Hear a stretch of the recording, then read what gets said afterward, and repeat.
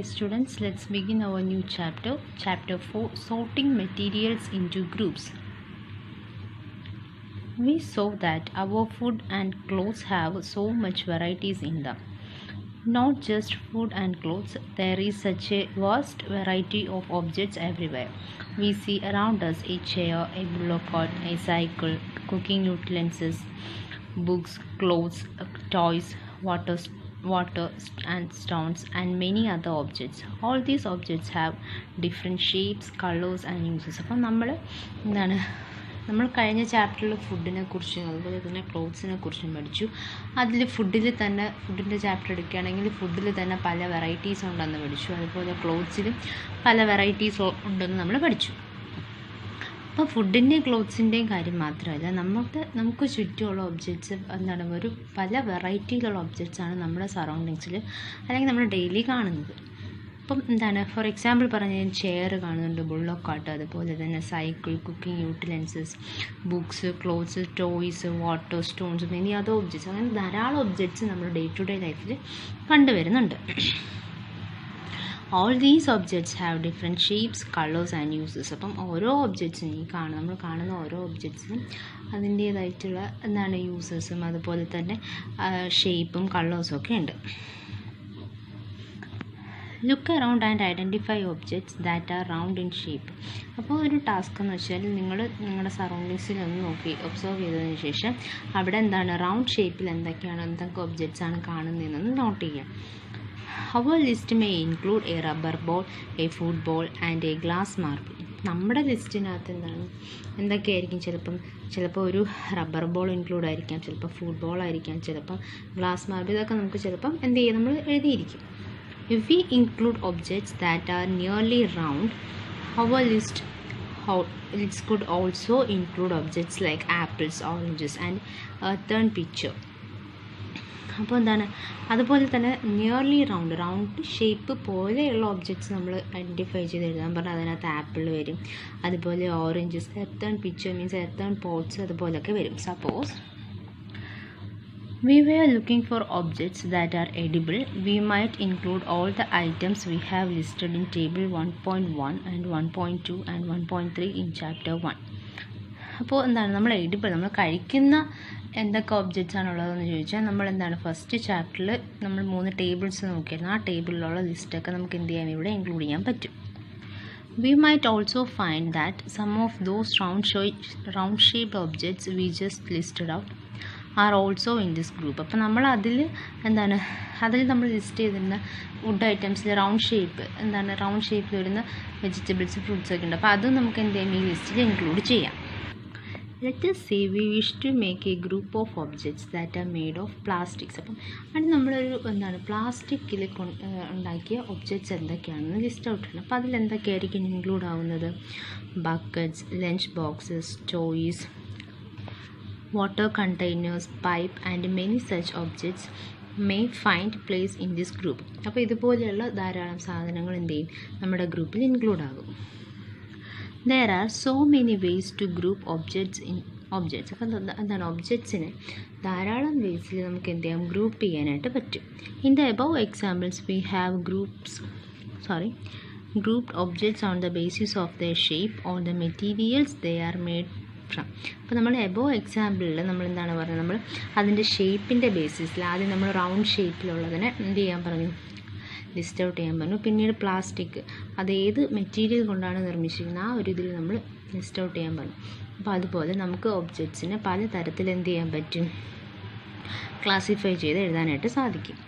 All objects around us are made of one or more material. നമുക്ക് ചുറ്റുമുള്ള എല്ലാ ഒബ്ജക്ട്സും ഒന്നോ അതിലധികമോ മെറ്റീരിയൽസ് കൊണ്ടായിരിക്കും മെയ്ഡ് ചെയ്തിട്ടുള്ളത്. These materials may be glass, metal, plastics, wood, cotton, paper, mud or soil.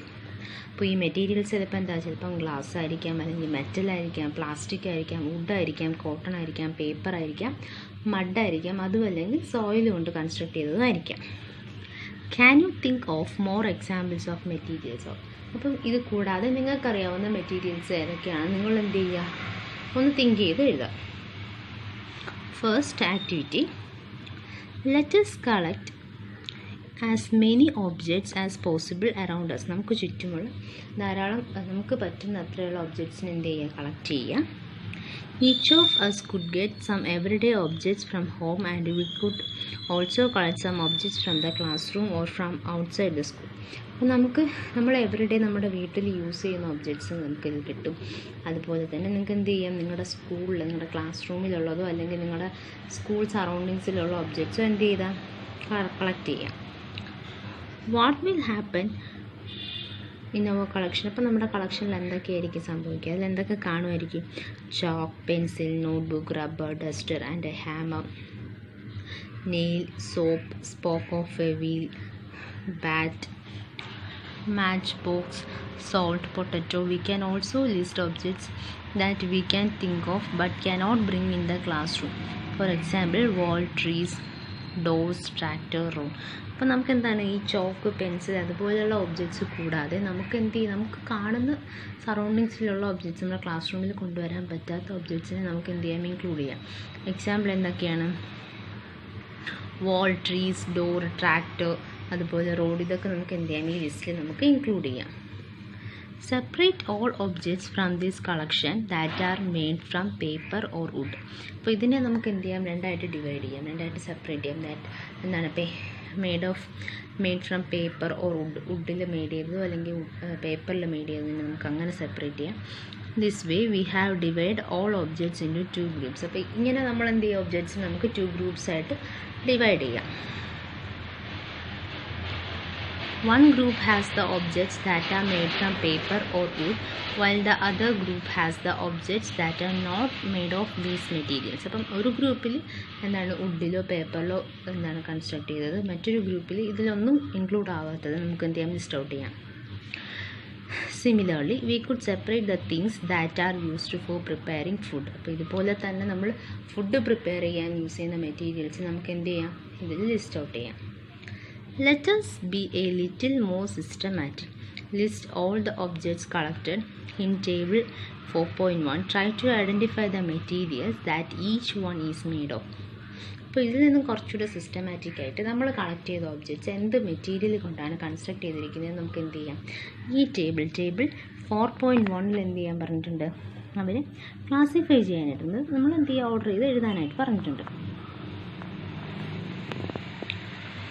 It may seem difficult to find out the materials out of which some of these objects are made. In such cases, discuss with your friends, teachers and parents to identify the materials. അപ്പോൾ ചില കേസിൽ നമുക്ക് എന്ത് ചെയ്യാൻ പറ്റില്ല, നമുക്ക് അതെന്തുകൊണ്ടാണ് നിർമ്മിച്ചിരിക്കുന്നതെന്ന് അറിയാനായിട്ട് സാധിക്കില്ല. അപ്പോൾ അങ്ങനെയുള്ള ഒരു അവസരത്തിൽ നിങ്ങളുടെ ഫ്രണ്ട്സുമായിട്ടോ പാരൻസുമായിട്ടോ ടീച്ചേഴ്സുമായിട്ടോ ഡിസ്കസ് ചെയ്ത് എന്ത് ചെയ്യുക, എഴുതാനാണ് പറഞ്ഞിരിക്കുന്നത്. അപ്പോൾ 2 എക്സാമ്പിൾ നമുക്ക് നോക്കാം. ഫസ്റ്റ് വൺ, പ്ലേറ്റ് എന്തൊക്കെ കൊണ്ടാണ്, materials they are made of, എന്തൊക്കെ കൊണ്ടാണ് പ്ലേറ്റ്സ് നിർമ്മിച്ചിരിക്കുന്നത്?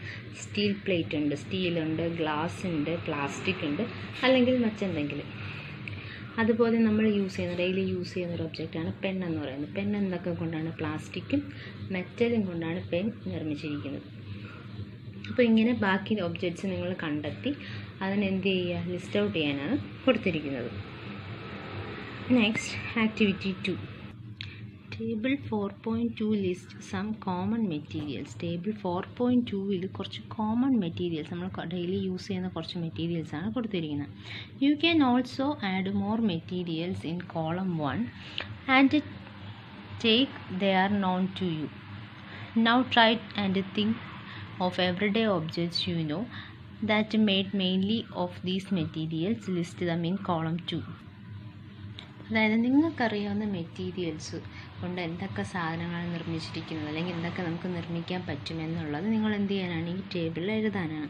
അപ്പം കുറച്ച് എക്സാമ്പിൾ ഇവിടെ കൊടുത്തിട്ടുള്ളത്. ഫസ്റ്റ് വൺ, വുഡ് എന്ന് പറയുന്ന മെറ്റീരിയൽ നമുക്ക് എന്തൊക്കെ നമ്മൾ നിർമ്മിച്ച് കണ്ടിട്ടുണ്ട്? ചെയർ, ടേബിൾ, പ്ലഫ്, അതുപോലെ Bullock cart and it's wheels, ഇതൊക്കെ നമ്മൾ എന്താണ് വുഡ് കൊണ്ട് നിർമ്മിച്ചിട്ടുണ്ട്. അതുപോലെ നമുക്ക് ധാരാളം നമ്മുടെ സ്കൂളിലെ ഡെസ്ക്, ബെഞ്ച്, അങ്ങനെയൊക്കെ നമുക്ക് എന്ത് ചെയ്യാം, ആഡ് ചെയ്യാം. അതുപോലെ പേപ്പർ യൂസ് ചെയ്ത് എന്തൊക്കെയാണ്? Books, not books, news paper, toys, calendars etcetera. ഇതൊക്കെ എന്താണ്, പേപ്പർ യൂസ് ചെയ്തിട്ട്. അതുപോലെ ലെതർ, പ്ലാസ്റ്റിക്, കോട്ടൺ, ഇതൊക്കെ യൂസ് ചെയ്ത് എന്തൊക്കെ നിർമ്മിക്കാമെന്ന് നിങ്ങളൊന്ന് ഫൈൻഡ് ഔട്ട് ചെയ്ത് എഴുതുക. What do we find from these tables? First, we grouped objects in many different ways. We then found that objects around us are made of different materials. At times, an object is made of single material. An object could also be made of many materials.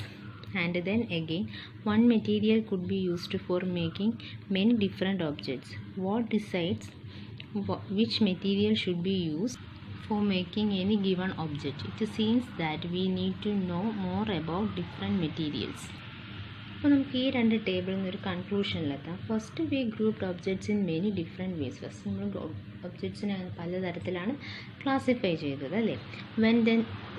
V then found that objects around us are made of different materials. അപ്പോൾ നമുക്ക് ചുറ്റുമുള്ള ഒബ്ജക്ട്സിന് നമ്മൾ എന്ത് ചെയ്തു? പല materials കൊണ്ടാണ് നിർമ്മിച്ചിരിക്കുന്നത് നമ്മൾ ആദ്യം ഫൈൻഡ് ഔട്ട് ചെയ്തു. അതുപോലെ at times an object is made of A single material. ഒരൊറ്റ സിംഗിൾ മെറ്റീരിയലിൽ നിന്ന് പല ഒബ്ജക്ട്സ് നമുക്ക് നിർമ്മിച്ചെടുക്കാമെന്ന് നമ്മൾ പിന്നീട് ക്ലാസിഫൈ ചെയ്തു. അതുപോലെ തന്നെ an object could also be made of many materials. ധാരാളം മെറ്റീരിയൽസ് യൂസ് ചെയ്ത് നമുക്ക് ഒരു ഒബ്ജക്റ്റിനെ നിർമ്മിച്ചെടുക്കാമെന്ന് നമ്മൾ അത് കഴിഞ്ഞ് നമുക്ക് ക്ലാസിഫൈ ചെയ്തു. And then again one material could be used for making many different objects. ഒരു മെറ്റീരിയൽ പല ഡിഫറെൻറ്റ് ഒബ്ജക്ട്സ് പല ഒബ്ജക്ട്സും മേക്ക് ചെയ്യാൻ പറ്റും, ഒബ്ജക്ട്സ് നിർമ്മിക്കാൻ പറ്റുമെന്ന് നമ്മൾ നോക്കി. And what decides which material should be used for making any given object? It seems that we need to know more about different materials. അപ്പോൾ നമ്മൾ ഈ മെറ്റീരിയൽസിനെ കുറിച്ച് ഇപ്പോൾ ഓരോ വസ്തുക്കൾ ഉണ്ടാക്കാൻ നമ്മൾ പല മെറ്റീരിയൽസ് യൂസ് ചെയ്യുന്നു. ഒരൊറ്റ മെറ്റീരിയൽ യൂസ് ചെയ്തുകൊണ്ട് നമുക്ക് എന്ത് ചെയ്യാം? പല ഒബ്ജക്ട്സ് നമുക്ക് ഉണ്ടാക്കാം എന്നൊക്കെ നമ്മൾ പറഞ്ഞു. അപ്പോൾ എന്താണ് നമ്മൾ മെറ്റീരിയൽസിനെ കുറിച്ചൊക്കെ എന്താണെന്ന് നമ്മൾ ഡീറ്റെയിൽഡായിട്ട് നമുക്ക് നെക്സ്റ്റ് ക്ലാസ് പഠിക്കാം.